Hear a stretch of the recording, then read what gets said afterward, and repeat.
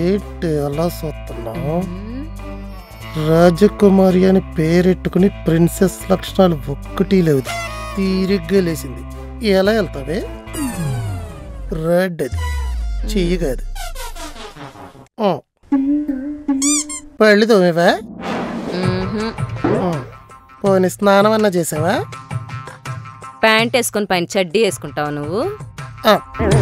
పళ్ళు తోమేక కదా స్నానం చేస్తారా? ఏ పాయింట్ మీద తిట్టాలి?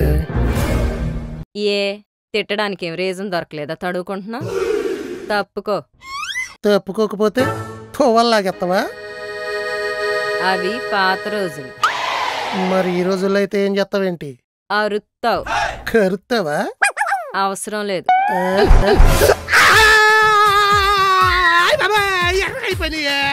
అందుకని నిజాలు చెప్పినప్పుడు నిర్లక్ష్యం చేయకూడదు. పల్లెటూరు అమ్మాయిని చేసుకుంటే పద్ధతిగా ఉంటుంది అనుకున్నాను, కానీ పగ తీర్చుకుంటుంది. పాముకుంది. పాలల్లో పాయిజన్ కలిపితే పగంటారు. మరి ఏళ్ళ తలుపు సందులో పెట్టి నొక్కితే సరసం అంటారు. సరసం అంటే సమ్మగా ఉండాలి, సత్తరకాయ మొకందా, ఇలా చలిపోయకూడదు. పల్లెటూరు కదా, కొంచెం మోటుగా ఉంటది, కానీ చానాళ్ళు గుర్తుంటది. నేను గాని గట్టిగా గుర్తు పెట్టుకున్నానంటే యుద్ధం ఇంకో రేంజ్ లో ఉంటది. ఒకసారి మొహం అద్దంలో చూసుకో, యుద్ధాలు గుర్తురావు. వెళ్ళండి, వెళ్ళి ఏళ్ళకు ప్లాస్టర్లు వేసుకోండి, నేను వచ్చి పెసరట్లు వేస్తాను. నేను ఎందుకు వెళ్తాను?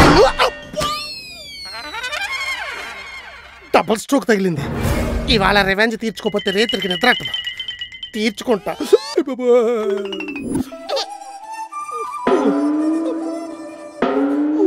ఏం బచ్చిరాగా ఏళ్ళకి గోరెంటాకు పెట్టుకున్నావు? నొక్కేసిందే. గోరెంటాకు కాదు, అరిటాకు మోగందారా. నీ అక్క డోర్ సందులేసి నొక్కేసింది. ఖాళీగా ఉంటే ఆ ఏళ్లతో క్యాండీ క్రష్ ఆడుకోబా. అక్కతో పెట్టుకుని ఎందుకు ఇలా క్రష్ అయిపోతావు? పెట్టుకుంటే కట్టుకున్నా ఉండని కూడా చూడకుండా తలుపు సందులోని మంచం ఇరుకులోని పెట్టి నొక్కేస్తారా? అడుగు మనుషుల్లో అవతారాలు మీరును. ఈ వేళ్లతో దాని మెళ్ళలో తాలి కట్టినప్పుడు కరుణ నిండిన కళ్ళతో జాలిగా చూసింది. ఇప్పుడు జాగిలలో ఇంత పళ్ళేసుకుని మీదడిపోతుంది. గేలానికి చేప తగిలే వరకే బా, కట్టు మీద గమ్ముని కూర్చుంటారు. తగిలాక పులుసెట్టేసుకోవచ్చు, ఇగురెట్టేసుకోవచ్చు, ఫ్రై చేసేసుకోవచ్చు, బోర్ కొడితే కాల్చుకుని కూడా తినేయచ్చు. తండేసినోని డిష్ తోటి పండించి ఓని ఫిష్ తోటి పోలిస్తే వచ్చే జన్మలో పాత్రలతో పీచుల్లా పడతారే నాచుమహల్లా. తోడబుట్టింది కదా అని తోడుగా తయారైపోతున్నావు తాబేలు మొహం వేసుకుని. నేల మీద పుట్టినందుకు న్యాయం ధర్మం పాటించాలి.